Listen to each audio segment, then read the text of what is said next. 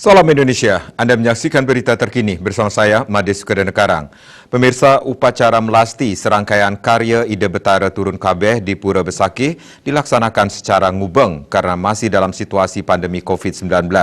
Upacara pemelastian hanya dilakukan di Bencingah Pura Agung Besakih dengan tetap menerapkan protokol kesehatan. Bendesa Adat Besakih Jeromangku Widiarto menyampaikan sebelum upacara pemelastian pada Kamis 25 Maret dilaksanakan upacara pemendakan Ida Betara Tirta Sadkayangan yakni Pura Andekase, Pura Batu Karu, Pura Lempuyang, Watu Klotok, Pura Ulun Danu Batur, Pura Puncak Mangu, dan Giri Kusuma Gunung Agung. Setelah Nur Tirta dilaksanakan upacara Nedunang Pralingga atau Pratime Ida Betara yang ada di Pura Agung Besakih ke Pesamuhan Agung. Dikatakan pelaksanaan melasti Pralingga Ida Betara memang tidak dilakukan seperti karya-karya tahun sebelumnya, yakni semua Pralingga Ida Betara memargi ke tempat pesucian Tegal Suci maupun Toyosah.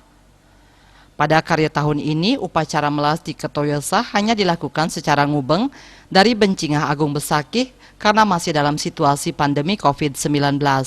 Disampaikan, Pralingga Ida Betara tidak munggah di atas jempana, melainkan dipundut oleh krama dari pemaksaan masing-masing.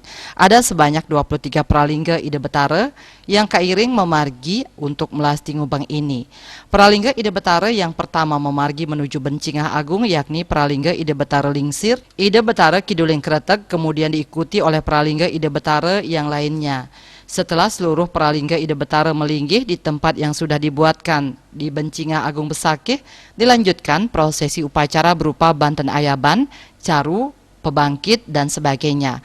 Upacara dipuput langsung oleh Sulinggih. Sesudah Sulinggih munggah di Bali Pawedan, dilanjutkan upacara Nunastite ke Pesucian Toyosah.